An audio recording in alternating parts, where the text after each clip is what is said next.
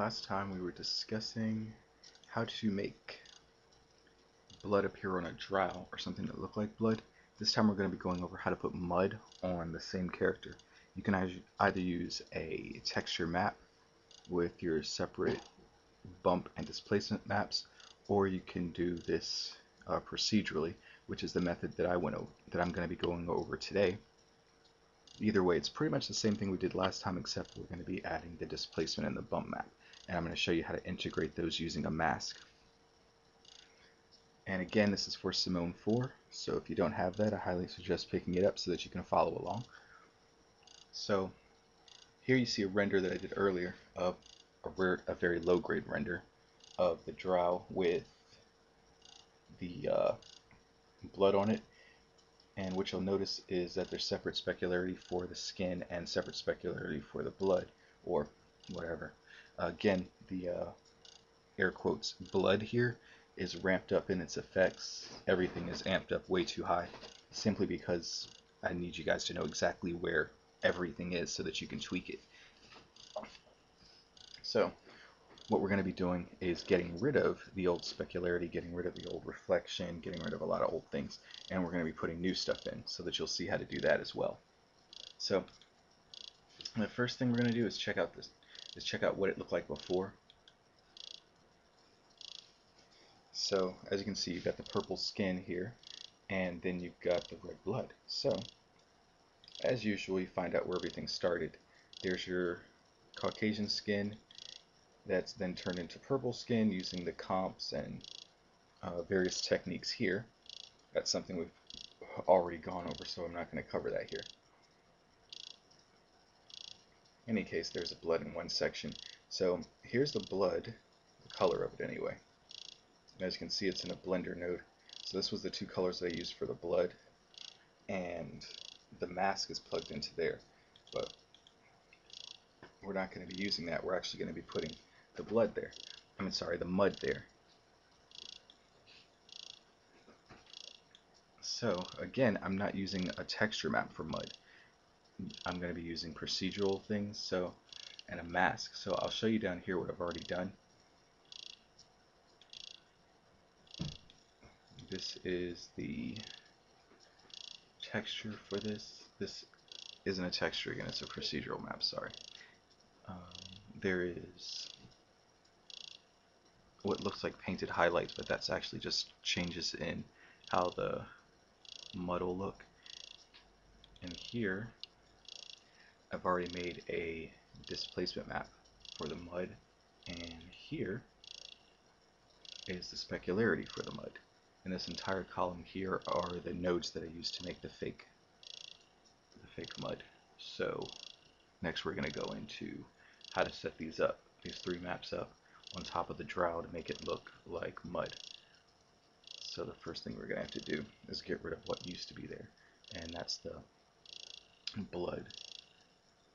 So let's just start from where we have purple skin, and that would be the Drow thing. So first let's find that.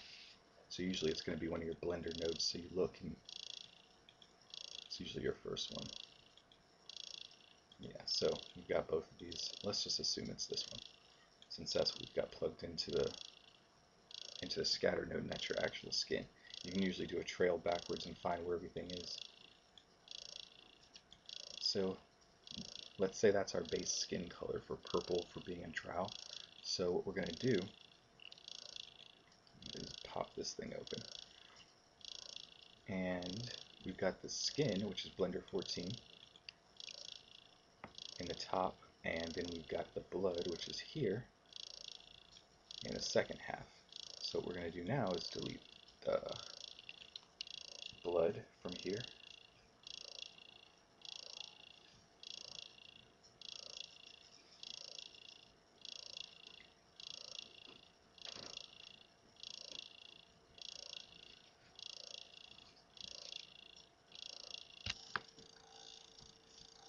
Okay, as you can see now we have white, which doesn't help us, but we do have the Drow skin underneath, which is this. Now we need to plug in the diffuse map for the mud, so let's drag this all the way down here. Since this is the diffuse setting, I'm going to put it right there.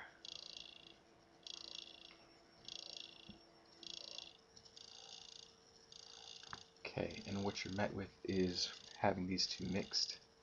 And as you can see in the preview over on the left, that they're both the way that they should look. Second thing we're going to be doing is adding in the same sort of scenario to our displacement map or bump map, depending if you want to mess with either or. You can do either or. We've got a bump map set up already, so let's see what it looks like. Okay, so that's how it looks right now, which is fine for just the skin, but we can add in more if we want to onto the bump map, or we could do it here for the displacement map. It's the same thing either way. What we had on here before was with the blood, or anything you want this to be, is everything was set up on top of the displacement map with a procedural map and a texture for the blood, which is over here. We were using a texture map, and that was getting us a lot of fine detail because all the stuff was done with a map.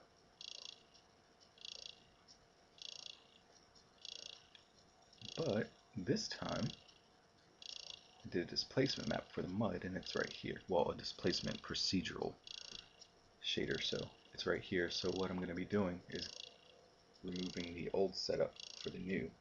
So same Blender node going into the displacement map,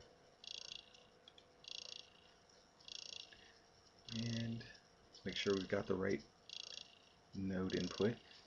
Here's the displacement map. It goes into the top, and our old setting goes into here. The mask stays the same. Again, the mask is here.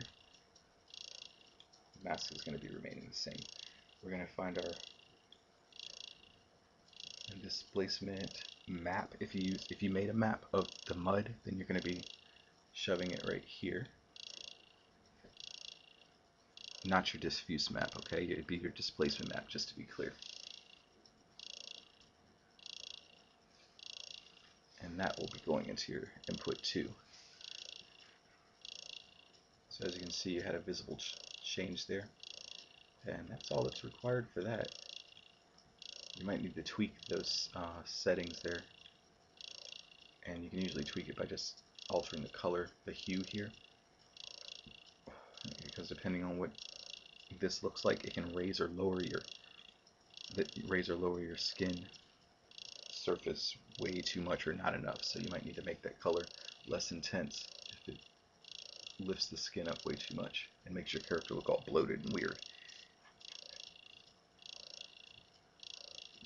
Okay, the next thing we need to mess with is the specularity. Since this isn't blood or something like it, this time I'm going to be doing something simpler. For mud, I'm going to ramp up the specularity and make it go a lot wider so that it looks a lot wetter. So we're going to trace the specularity back, follow that little node line back over here. Again, a Blender node. At this point, you're probably used to seeing these things if you're working with SimOne. So all of this is just blending two nodes together. And normally I would explain what all these things mean and how they're set up, but what we're going to do instead is just ditch everything, kind of start from scratch. Or you know what, better yet, let's just delete them all.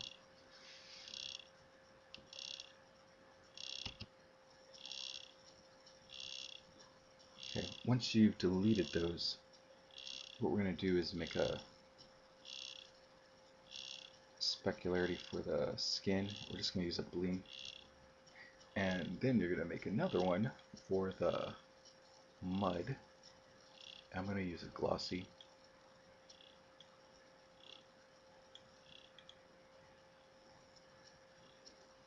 The skin covers everything, so you don't need a mask for that, but you do need one to tell the mud how much to cover. You can either plug your mud mask in right here or here, and that'll take care of it. But what I'll usually do is do that with the bloom. Sorry, do that with the blender. So you're going to be mixing both of these together. Pump that up to a 1.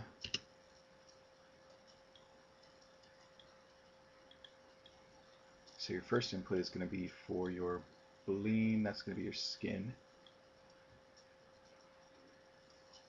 Second input will be for your mud. I'm just plugging the mask in now because it's less stressful on my computer if I do it this way. Scroll down. And remember, glossy is for the mud, so I'm plugging that in second. If you wonder how these two work, you can usually do some color changes here. You can do red, and you can do something. It's already, I mean, you already see it's blue. If you want something contrasting like this pink, and as you can see, you get. Hang on, computer. When they mix together, you get nice purple. You're just dying. Okay, you see how it changes here. So this color is inside there.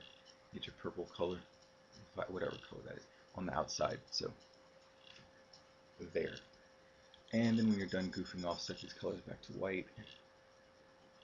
It's just so you can be sure they're separated correctly. The color test, you know. So yes, you know, your skin can have a different specularity level than your mud, and they could both have different highlights if you wanted to color those separately. Most people keep all their highlights white though. You never know what the scene calls for, but if you do, you're fine. Okay, so here is the levels of specularity for the mud. Anything in white is going to be extremely intense and have a lot of specularity. Anything in gray, not so much. And I don't have anything black, so nothing in my mud is going to be very dry. That is going to be plugged in here. Is the specular color, so I put it right there. I'll wait for that to take effect. You'll see it visibly change in Blender 11. You see that? So now you see that it's actually changed how the mud will look, the specularity on the mud anyway.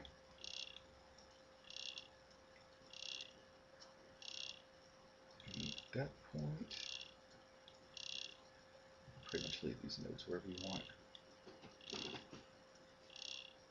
You're going to want to plug that blender into the alternate specularity and wait for it. Once it pops in there, you'll see the effect take place in the preview. And there you go. So, that looks okay so far. One more thing is in that reflection value. I'm going to stick the map inside there too for the mask, because I only want the specularity on the. I only want this reflection to take place on the mud. The skin could be wet too. It doesn't have to be muddy. It could just be wet with water. But anyway, it doesn't matter. You'll see it in a second. Move this stuff back where it came from, and then do a quick render so you can see what that looks like.